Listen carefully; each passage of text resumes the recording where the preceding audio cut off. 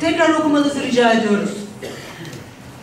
İkincisi, seçim döneminde belediye başkan adayları daha önceden belirlenen bir takvimle Federasyonu ve Ankara Derneği'ni ziyaret ettiler. ÖSSİ ve Sayın Mansur Yavaş'ın ziyaretleri bu kapsamda yapılmış olan ziyaretlerdir.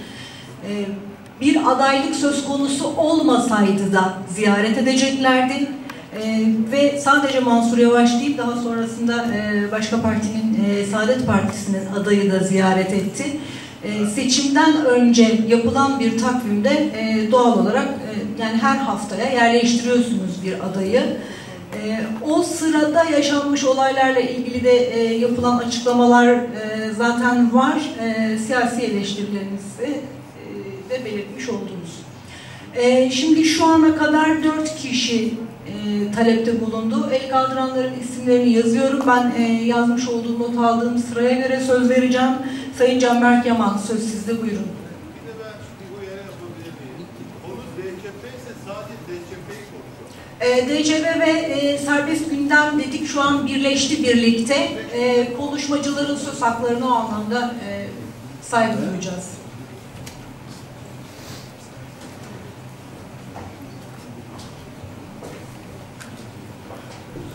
Öncelikle herkese iyi günler diliyorum. Sayın Hazirun, Sayın Divan. Ben eski Federasyon Yönetim Kurulu üyesi olarak birkaç bilgi vermek için buraya geldim. Federasyonla DÇB arasındaki krizin aslında benim için başlangıç noktası olan kesim uçak kriziyle başladı. Daha doğrusu bizim yönetim kurulumuzda olduğu dönemdeki başlangıcı. Uçak krizinden kaynaklı Anavatanda yaşayan bir takım soydaşlarımızın deport edileceği ve baskı altında olduğuyla alakalı bir süreç başladı. Daha sonrasında başkanın deportu, Vedat Meker'in, Vedat abinin Başkanlar Kurulu'nda, Başkanlar Kurulu toplantısında Cumhurbaşkanlığıyla olan randevu krizinden kaynaklı olan bilgilendirmesiyle son buldu. Burada eski başkanlarımız ve şu anki devam eden başkanlarımız, yönetim kurulu üyelerimiz de burada. Orada Başkanlar Kurulu bir tavsiye kararı aldı. 3 derneğimiz DÇB'den çıkılması, geri kalan derneklerimizle dondurulmasıyla alakalı bir karar aldı.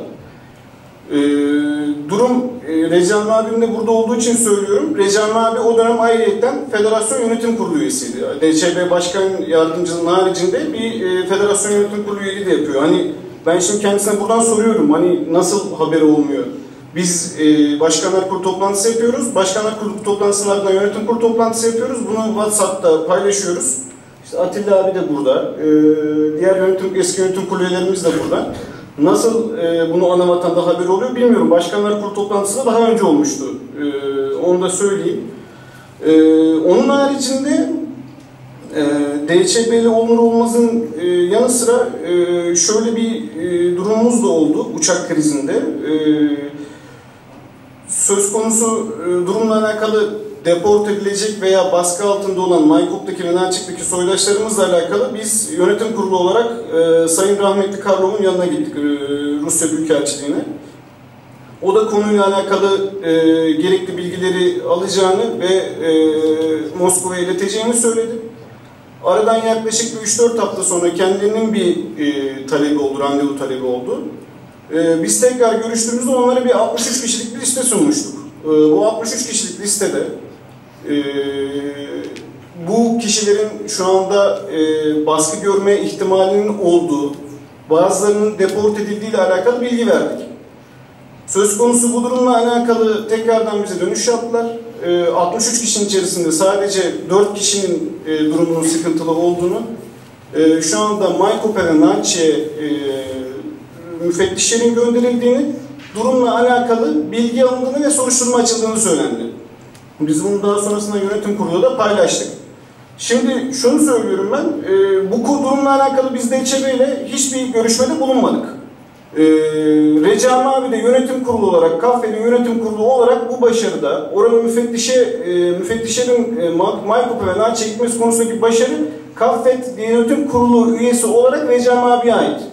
Ama hiçbir şekilde DÇB Başkan Yardımcısı olarak hiçbir başarısı yok. Yok yani bu konuyla alakalı DÇB'nin hiçbir başarısı yok. Tamamen Federasyon Yönetim Kurulu olarak biz gittik. İkili görüşmeler çerçevesinde Büyükelçilik'te bu konuyu çözmeye çalıştık. Bir diğer konu Ergün Bey DÇB konusunu Federasyon Yönetim Kurulu'nu yıpratmakla alakalı bir söylemde bulundu. Ben buna katılmıyorum. Buna genel bir açıklama yapacağım. Şöyle söyleyeyim. Eleştiriye tahammülümüz olmazsa öndeki Hazirun'a söylüyorum yani bunu. Arkanıza bir bakın. Sizden 30 yaş küçük kimler var? Yani kimleri görüyorsunuz arkanızda? Yani hani ölümlü dünya, bir gün hepimiz kimin erken öleceği belli olmaz ama arka tarafınıza bir bakın yani. Hani hiçbir eleştiriye tahammülünüz yok. Hani yönetim kurulu şundan yıpranır diyorsunuz. Eleştiri olmaz, yıpratmak amacıyla DÇB kullanılır diyorsunuz. Bir arkanıza bakmanızı tavsiye ediyorum. Bir arkanıza bakın. Ondan sonra tekrardan DÇB'de ikinci planda başka Yaşar Aslankaya'nın istifa edip gitmesi de arka planda kalıyor. Çok daha önemli konularımız var. Teşekkür ediyorum. İyi günler.